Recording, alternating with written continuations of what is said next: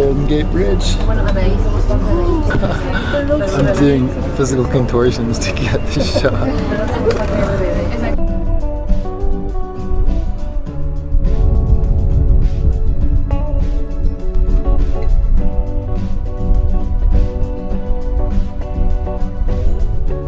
So I'm standing outside the Golden Gate Cafe, and that is the embarkation point for the buses and the tourists. And you can see it's crazy busy because it's a Sunday, and it's also the holiday weekend for Memorial Day, which is tomorrow. A lot of boats in the bay. It's a beautiful day, sunny, a little cool, but just about the perfect day for this celebration of the 81st birthday of that thing right there, which you all know, of course, is the Golden Gate Bridge. Wow, that's very impressive. Amazing.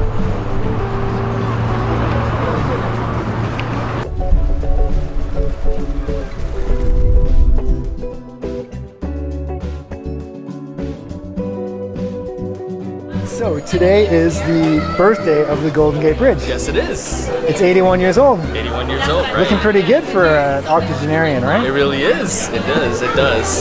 So what can you tell me about the bridge that's not, obvious from looking at it? When the bridge was first built, it was the longest single suspension bridge in the world. Nobody even knew if this bridge was possible at all. They saw that it was surrounded by the San Francisco Bay on one side, the Pacific Ocean on the other, with rough tides going in and out all the time. You have fog probably 80% of the time here at the Golden Gate. Would technology at that time, with the engineering that they knew, would the bridge even be possible? Well, eventually Joseph Strauss, the chief engineer, was able to fight for the bridge. He got through, the army. They didn't want the bridge because they thought if it was to be attacked, there'd be debris. It could block the Pacific Fleet. People didn't want to pay for it if the bridge wasn't even guaranteed to stay up. Along with all these different factors, he was able to fight for it, get through the Great Depression, and here we are with the bridge today. It has a unique color. Most bridges were black or silver or gray back then. This was the first one that was international orange color, and that's part of why it's so famous today as well. It was actually by accident. When they were shipping the steel over, it was over from Philadelphia, and they had to go through the Panama Canal to get up here to San Francisco. So the biggest risk for the metal there was rust. So what they would do, they put a lead primer on the steel, and it was very similar to this orange-ish color.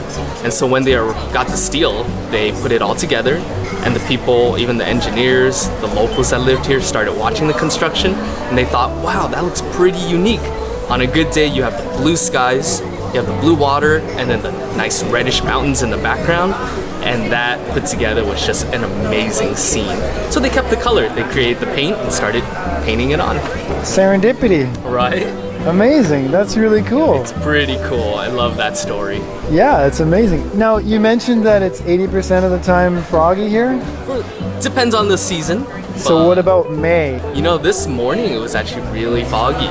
Even this morning, you couldn't see the bridge at all. So we're lucky that it cleared up. The sun came out, it burned away the fog, and now we're able to see the whole thing. Even the sky is blue now. It's a beautiful day. What's on the other side of the bridge? A rainbow or a pot of gold? Maybe. I've never found a pot of gold on that side, but the Marin Headlands, it's one of our bigger park sites there. A lot of mountains, former military sites as well. Okay. All up there. Radioactive? Okay, thank you. If you find some, let us know. I will. I'm more interested in the pot of gold. That's more my thing. I'm looking for someone who can tell me some jokes about the bridge. Can you help me out? You know what? I can't help you. I'm not the person. I don't know. Do you know any jokes about anything? Not really. Could you say something funny about the bridge? Like maybe it ate too many vitamins because it's orange? Yeah, there you go. Yeah. I have another officer over there. He's a sergeant. Maybe he knows more. I can't say I. That's why they promote them, because they know so many jokes, right? Yeah. All right, I'll try that. Thank you. I'm all business. That's right. So, one of my favorite jokes of all time is a joke by Emo Phillips about the Golden Gate Bridge. So, because it's Cultivating Comedy Day and Meryl Streep's birthday, I would like to honor her and tell my version of what is a classic joke.